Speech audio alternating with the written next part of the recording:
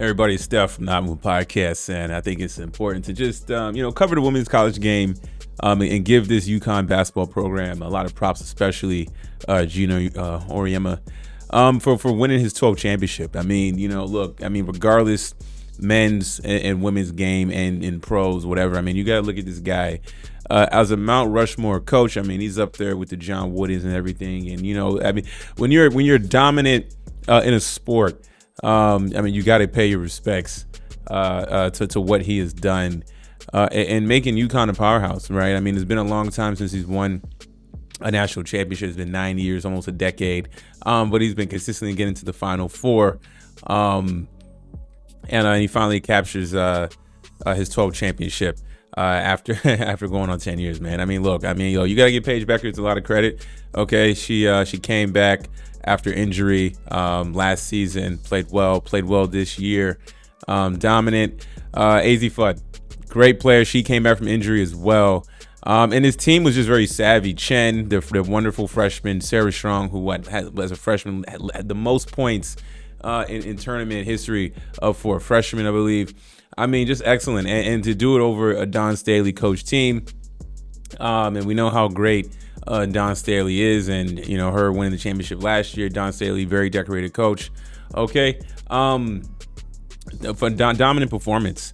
And it sucks because we didn't get to see Juju Watkins. Unfortunately, she had gotten hurt. Okay, so it'd have been nice to just kind of see where things would have gone. Not that UConn would still would have won. But to see a healthy Juju Watkins at USC take on this team. But just the way they played. And very well coached. They were very good defensively. They shot threes very well. AZ Fudd's mid-range game. AZ Fudd during the UCLA game, she was fantastic in that first half of the game. They didn't have an answer for her. You know what I'm saying? And then Paige Bueckers. Paige Bueckers really good. Her ISO game is really good. She's going to be obviously a top draft pick, a lottery pick, or whatever in the WNBA. I'm not sure if AZ Fudd's going to come out. Senior Chen played well. Is another guard that comes in. Her points don't show it, but her defense and her quick hands and some of her playmaking when she does make some assists is very, very good.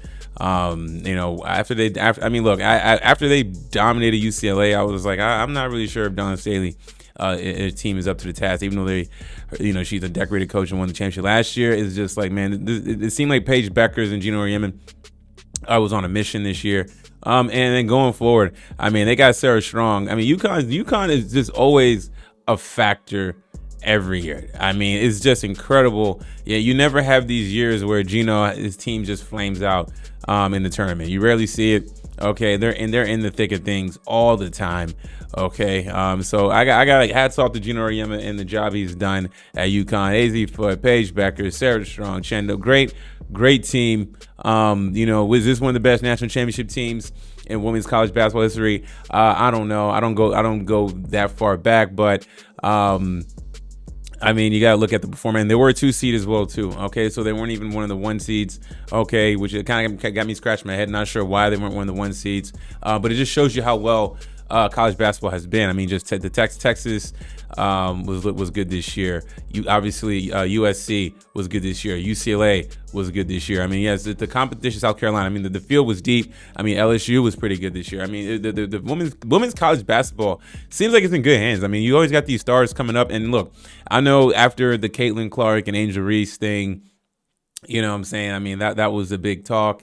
Of them leading college basketball, but it seems like college basketball is in good hands. And when you have, and if it's not the players, it's going to be the coaches, right? You got Geno Auriemma, you got Don Staley, you got Corey Close, who won the AP Coach of the Year for UCLA. You got, Kim Mulkey. So even it's very, college basketball is very star-studded. The women's game with the coaches as well, and these dominant records in the regular season, and then they clash.